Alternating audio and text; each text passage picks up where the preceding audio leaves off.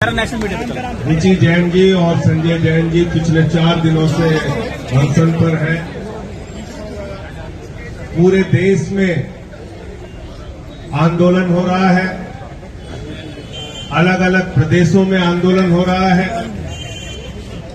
पूरा जैन समाज इस बात से आक्रोशित है, आंदोलित है और उनकी कोई मांग व्यक्तिगत नहीं है, अपने निजी फायदे की बात नहीं कर रहे हैं।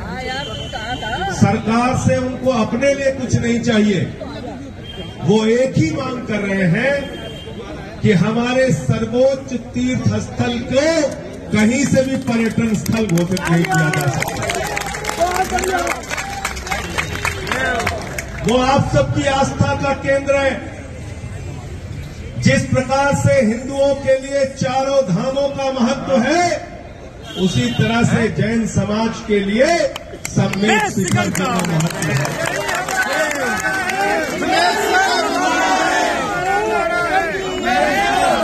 जब आप लोग मिलने आए तो मैं उसके महत्व के बारे में पढ़ रहा था। 24 तीर्थंकरों में से 20 तीर्थंकरों को वहां से मोक्ष प्राप्ति हुई है। इतना महत्वपूर्ण स्थान, 2000 वर्षों से जिस तीर्थ स्थान का महत्व पूरे जैन समाज के लिए है, और सिर्फ हिंदुस्तान ही नहीं, पूरे दुनिया में रहने वाले जैन समाज के लोगों के सबसे बड़ी आस्था का केंद्र अगर कोई है तो सम्मेद शिखर जी है।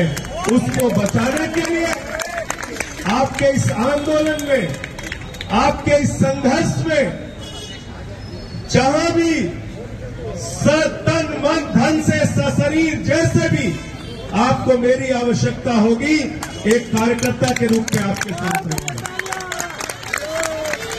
और मेरे आने से पहले एक साथी हिदायत दे रहे थे कि यहां कोई राजनीतिक चर्चा ना की जाए।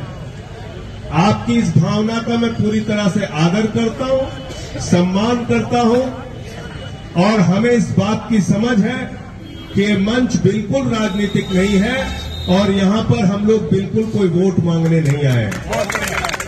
हम आपकी मांगों का समर्थन इसलिए करने आए हैं कि किसी की भी आस्था पर चोट पहुंचाने का अधिकार किसी सरकार को पूरी दुनिया में नहीं है। किसी की आस्था पर चोट पहुंचाने का अधिकार, किसी के तीर्थ स्थल पर चोट पहुंचाने का अधिकार, किसी के तीर्थ स्थान से छेड़छाड़ करने का अधिकार किसी भी सरकार को नहीं है। भारत सभी धर्मों को समान अधिकार देता है, सबको समान रूप से पूजा और उपासना करने का अधिकार देता है, सबको समान रूप से अपनी आस्था व्यक्त करने का अधिकार देता है। और जैन समाज के साथ ये अन्याय कहीं भी आम आदमी पार्टी बर्दाश्त नहीं करेगी। जैसे ही अरविंद केजरीवाल जी संभवतः 1 या 2 तारीख को आ जाएंगे, हमारी पूरी पार्टी आपके साथ है, केजरीवाल साहब भी आपके साथ हैं, उनका संदेश हम आपके साथ ले रहे हैं। आज जब भाई दीपू चौधरी जी और हमारे बाकी साथी पहुंचे, राहुल जैन जी भी थे, संजय जैन जी, उसके बाद तुरंत हमने भूपेंद्र यादव जी से बात की। फोन उठ नहीं पाया, उनका मैसेज आया कि आपको 1:30 बजे कॉल करेंगे। फिर उनका ठीक 1:30 बजे कॉल आया, मैं वो फोन नहीं उठा पाया। फिर उनसे 1:43 पे बातें मैं इसलिए बता रहा हूं क्योंकि कोई बात झूठी ना हो। आपके धर्म के पवित्र धर्म को बचाने के पवित्र मंच पर हो, झूठ बोलना मेरे लिए अपराध और गुनाह होगा।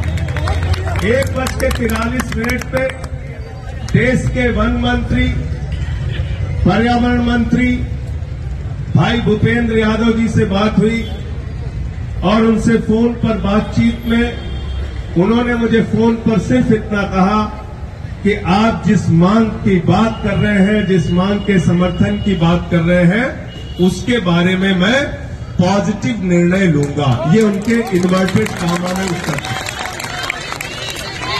मंत्री जी का इन्वर्टेड कामा में जवाब था कि आप जिस मांग की बात कर रहे हैं उसके बारे में हम पॉजिटिव निर्णय लेंगे, सकारात्मक निर्णय लेंगे, ऐसा उन्होंने कहा। अगर वो आपके बारे में सकारात्मक निर्णय लेते हैं, पर्यटन स्थल की घोषणा जो ही हुई है उसको वापस लेने की बात करते हैं, तो निश्चित रूप से उनकी बात में सच्चाई है। लेकिन अगर वो ऐसा नहीं करते तो आपके आंदोलन के साथ तब तक कंधे से कंधा मिला के चलूंगा जब तक ये फैसला सरकार के द्वारा वापस नहीं लिया जाएगा। ये लड़ाई कोई एक दिन की नहीं है, ये लड़ाई कोई एक दिन की नहीं है। अगर लड़ाई आस्था की है, अगर लड़ाई आस्था की है, अगर लड़ाई आस्था की है, अगर लड़ाई धर्म की रक्षा की है, अगर लड़ाई जैन समाज के सर्वोच्च आस्था के केंद्र सम्मेद शिखर जी को बचाने की है, तो उस लड़ाई में लड़ाई तब तक जारी रहेगी जब तक हमारी मांग जिंदा है, और जब तक आपकी लड़ाई है तब तक आपके साथ खड़ा रहूंगा, कंधे से कंधा मिला के रहूंगा।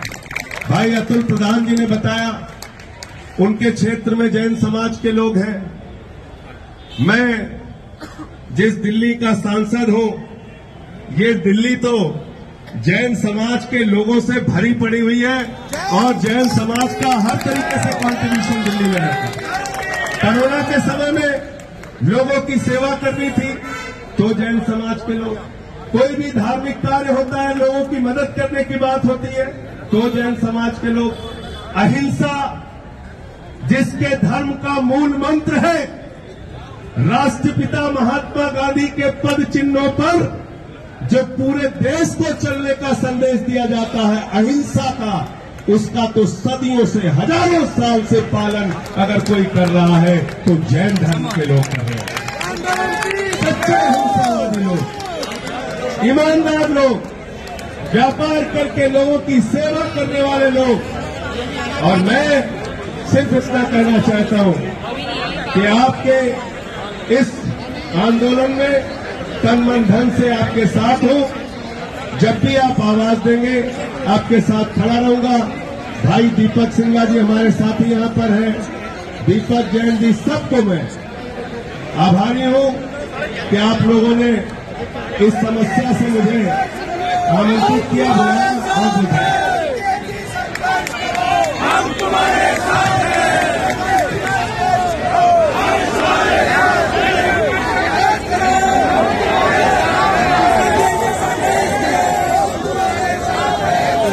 हमारे बीच में 5,000 से अधिक की संख्या यहाँ मौजूद हो गई है, वो हमारे बीच में हमारा मनोबल बढ़ाने आ रहे हैं, उनको स्वागत करते हैं। अब मैं चाहूंगा कि निर्मल जी अपनी बात